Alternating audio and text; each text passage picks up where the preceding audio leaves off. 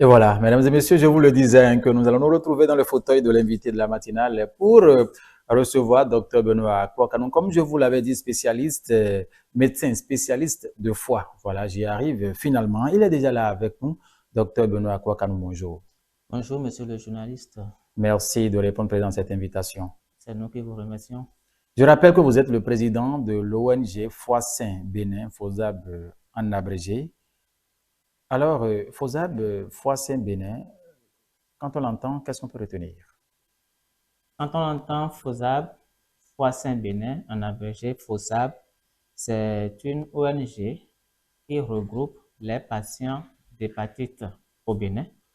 C'est également une ONG au sein de laquelle militent les sympathisants des questions d'hépatite. C'est également une ONG qui regroupe également ceux-là qui veulent aider à éradiquer l'hépatite virale du Bénin. Pas forcément qui sont malades de l'hépatite, mais également les patients qui sont guéris d'hépatite également sont également membres de cette ONG pour qu'ensemble nous portons des voix et mener des actions concrètes sur le terrain afin de faire éliminer ce virus, ce vilain virus du Bénin.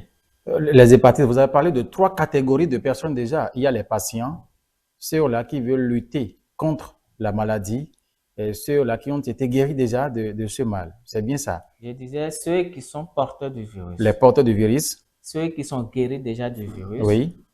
et également ceux qui sont sympathisants des questions d'hépatite virale. Au sein de cette ONG, on peut retrouver également des agents de santé ou des particuliers qui veulent que l'hépatite virale soit supprimée du langage béninois.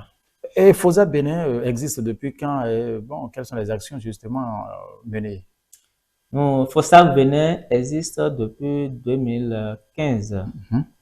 Elle a été créée en 2015 et puis depuis ce temps, nous avons mené plusieurs actions sur le terrain, notamment des séances de sensibilisation grand public et également dans la communauté. Nous avons procédé également au dépistage des gens qui sont volontaires pour pouvoir connaître leur statut par rapport aux hépatites virales B comme C. Nous avons procédé également à la vaccination gratuite d'un certain nombre de, de ces gens-là en fonction des moyens dont nous disposons. Et puis, nous avons participé aux côtés des autres organisations de la société civile à faire une grande caravane en 2015 qui a porté ses fruits en 2017 par la création du programme national de lutte contre les hépatites virales. Nous avons un temps, Vous voulez parler un peu plus haut, s'il vous plaît? Nous avions participé en 2015 à une grande caravane sur l'Assemblée nationale qui déjà a porté ses fruits parce qu'en ce moment-là, on n'avait pas encore un programme national qui s'occupe de la lutte contre les hépatites virales. Grâce à ce grand plaidoyer, aujourd'hui, ce programme existe. Nous étions également membres fondateurs de ce qu'on pourrait appeler Aboche Vie, qui était une grande association qui regroupait plusieurs OSC, organisations de la société civile, qui luttaient contre les hépatites virales. Alors, pourquoi l'ONG FOSAB a mis l'accent? Pourquoi c'est sur les hépatites que vous mettez l'accent? La maladie est aussi grave?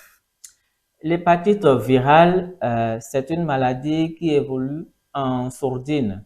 Et quand quelqu'un a le virus, il n'y a pas de symptômes et malheureusement, on retrouve ces personnes à un stade de complication où les agents de santé n'ont plus grand moyen pour offrir quelque chose à celui-là. C'est pour ça que ces virus-là sont qualifiés de tueurs silencieux parce que quand ils sont là, il n'y a aucun symptôme qui montre leur présence. Et notre action, c'est de montrer à la face du monde, surtout de dire à la population béninoise, oui, qu'il y a un danger, il y a un ennemi invisible qui est appelé hépatite virale, qu'elle soit B ou C, et qui guette la population, puisque le Bénin est classé dans la zone, selon sa prévalence, dans la zone intermédiaire. D'accord. Et quelles sont les différentes voies de contamination justement de ce mal, de ces hépatites? Nous avons principalement trois principales voies de contamination. Mhm. La voie la plus prépondérante, c'est Mhm. la transmission verticale, c'est-à-dire de la mère à l'enfant. Mhm. Lorsque une maman a le virus et qu'elle est enceinte et que personne ne sait, malheureusement, pendant la période de délivrance, c'est-à-dire à l'accouchement, l'enfant qui naît peut prendre ce virus-là à la naissance et malheureusement pour ces enfants, après 15, 20 ans d'évolution, 30 ans, ils se retrouvent au stade de complication avec une cirrhose et un cancer du foie. Au moment où l'enfant est prêt à aider sa famille, Mhm. à aider sa nation, voilà qu'il est en proie à une maladie qui ne lui donne plus l'occasion de pouvoir s'exprimer. En dehors de mais heureusement, Mhm. depuis 2020, octobre 2020, notre pays a fait un grand pas Mhm. dans la suppression de cette transmission de la mère à l'enfant en introduisant le vaccin de l'hépatite B gratuitement à la naissance pour tout enfant qui naît. Pour tout enfant qui naît. Pour tout enfant qui naît depuis octobre 2020 Mhm. reçoit déjà à la salle d'accouchement Mhm. la première dose de ce vaccin qui permet de le protéger contre ce virus. Le reste du vaccin, il le recevra dans le programme, dans la suite de la vaccination qu'il recevra au cours de son âge. Est-ce que c'est quand le diagnostic révèle que la maman est porteur du virus que ce vaccin est administré à la naissance ou bien? Non, systématiquement pour tout enfant qui naît. Mhm. Pour tout enfant qui naît, il reçoit ce vaccin, lui est administré systématiquement. Systématiquement. Oui, parce que si on ne le fait pas, tôt ou tard, cet enfant peut rencontrer le virus lors de son séjour terrestre. Alors que s'il est déjà immunisé, le virus ne pourra rien contre lui. Alors, la deuxième voie de contamination, c'est la transmission par voie sexuelle. Mhm. Lorsqu'il y a un rapport sexuel non protégé avec un partenaire qui a le virus et un autre qui ne l'a pas, il y a de fortes chances que le partenaire non infecté puisse prendre le virus pendant ce acte lors des micro-traumatismes par contact de sang.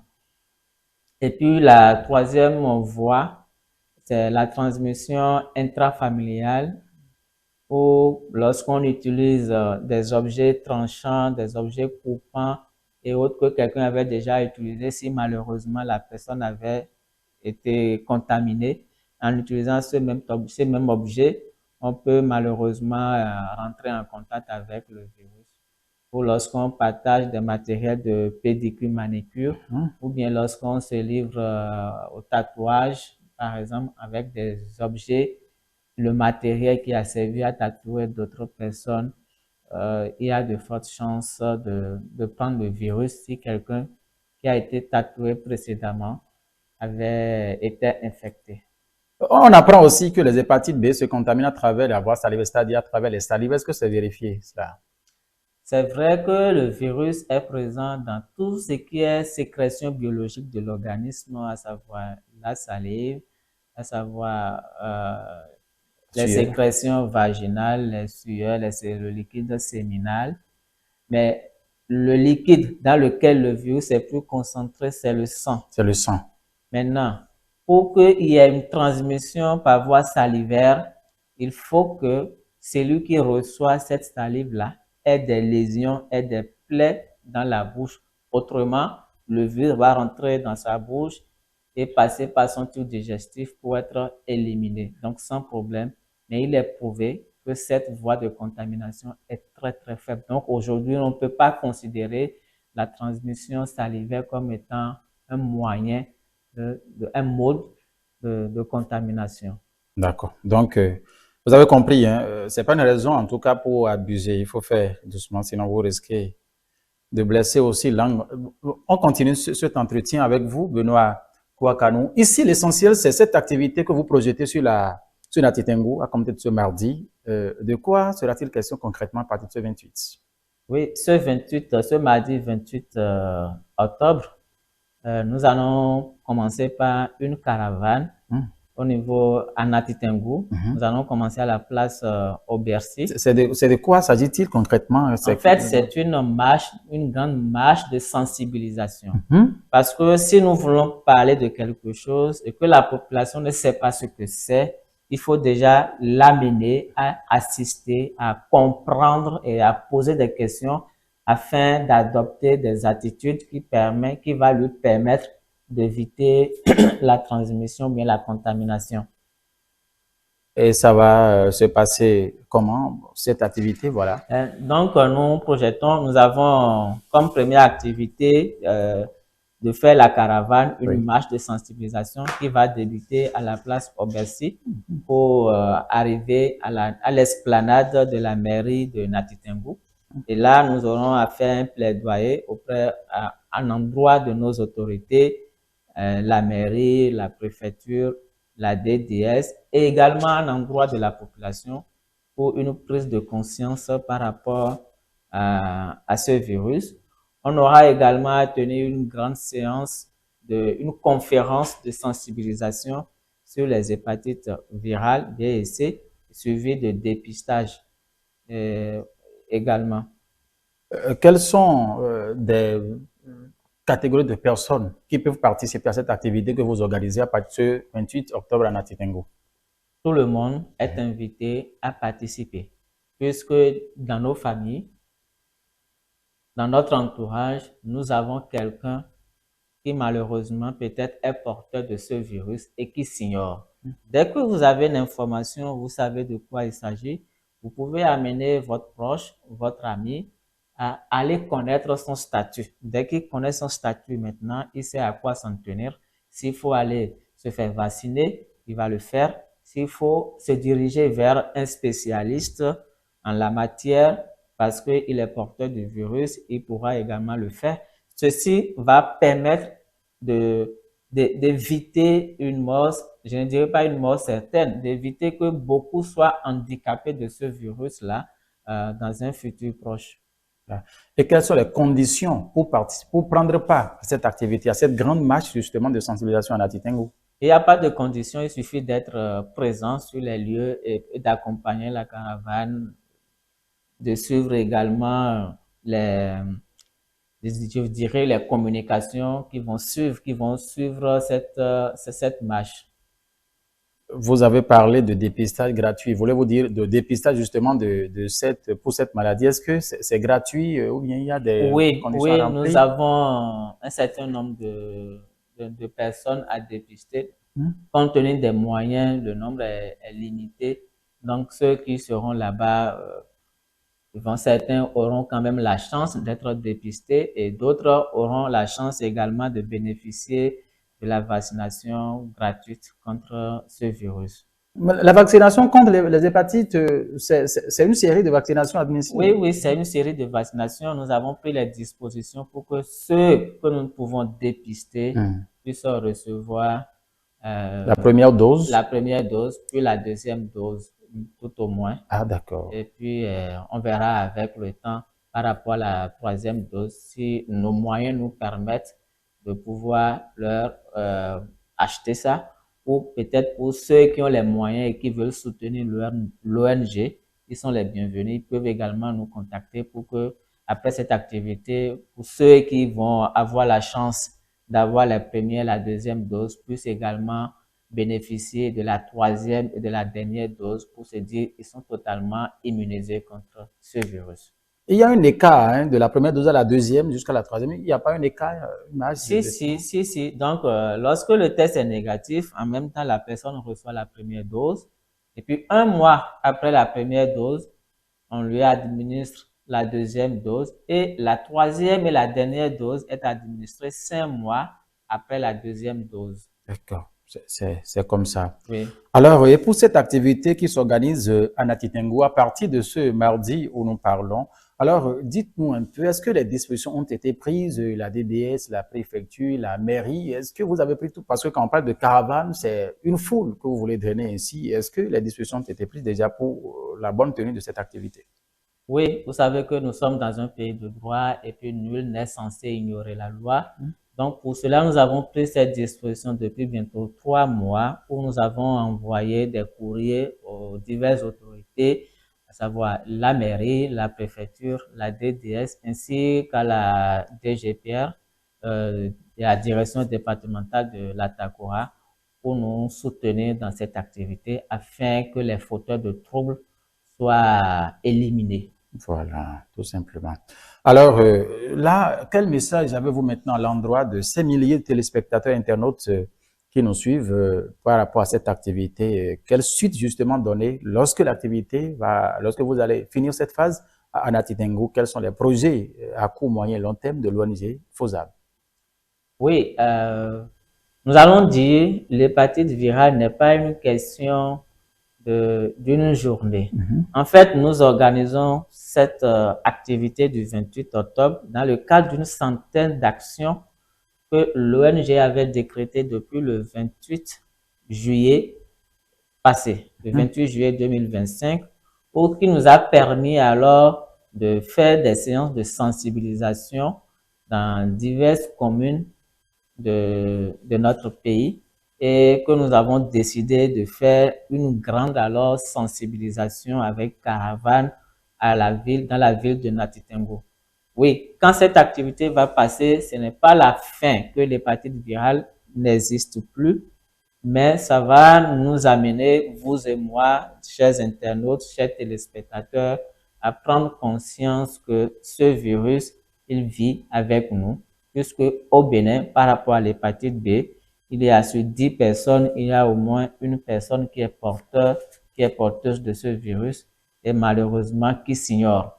Je nous invite chacun à faire son test de dépistage pour connaître son statut, à inviter un ami, un proche, et également nos conjoints, nos enfants, à faire pareil. Ce faisant, on connaîtra nos statuts et on prendra les dispositions qui s'imposent.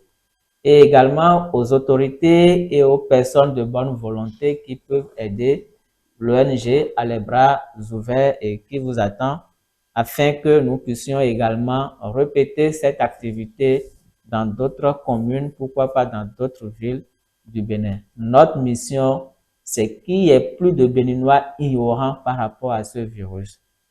Parce que la Bible nous dit, mon peuple périt faute de connaissances. Et il y a un contact peut-être rapidement pour ceux-là à qui vous êtes adressé, si des bonnes volontés, on ne sait jamais, des associations, organisations. Oui, et ces organisations, ils peuvent nous contacter sur le 01 97 37 25 39 ou le 01 97 02 39 38. Pour écrire également à l'ONG sur son adresse email ongfoissaint@gmail.com.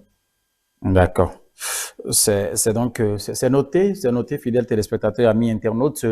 Voilà. Et pour conclure, vous avez encore un autre message peut-être, d'autres détails pour finir? Pour conclure, j'invite tout le monde à venir. Pour ceux qui peuvent faire le déplacement sur Nati Tengu, à se joindre à nous pour qu'ensemble nous puissions dire non à l'hépatite, nous puissions dire Bénin désormais hépatite 0. Merci à vous, Dr Benoît Kouakanou. C'est nous qui vous remercions. Mesdames et messieurs, ainsi prend fin donc cet entretien. Vous avez compris, bien sûr, l'invité de la matinale ce matin, Dr Benoît Kouakanou. Il est médecin spécialiste des questions de foie. Il est le président de l'ONG Foie Saint Bénin FOSAB en abrégé. Cette activité qui va donc démarrer à Nati Tengu. Ce matin, vous y êtes invité, vous êtes population dans la partie septentrionale du Bénin. Prenez massivement le rendez-vous car l'hépatite, il a dit tout à l'heure, c'est un tueur silencieux qui fait ravage justement sous les toits sans faire du grand bruit. Prenez donc le rendez-vous comme il vient de vous le dire. Et si vous avez envie donc d'avoir de plus amples informations, c'est le 01 200 plus 229, j'allais dire 01 97 37 25 39. Le premier contact que nous avons noté, le second, c'est le 01 97 02 39 38 avec leur page ONG Foie Saint Bénin @gmail.com. Voilà, mesdames et messieurs, merci infiniment de nous avoir suivis. La matinale doit se poursuivre juste après ceci et c'est le clip du jour que nous vous invitons, clip de la matinée que nous vous invitons justement à suivre, qui parle de l'amour. Et quand on parle de l'amour, il faut savoir également pratiquer l'amour pour ne pas tomber dans les mailles des hépatites. Voici Pépé Oleka avec Bobo, qui ici qui nous chante l'amour à la folie. À tout à l'heure.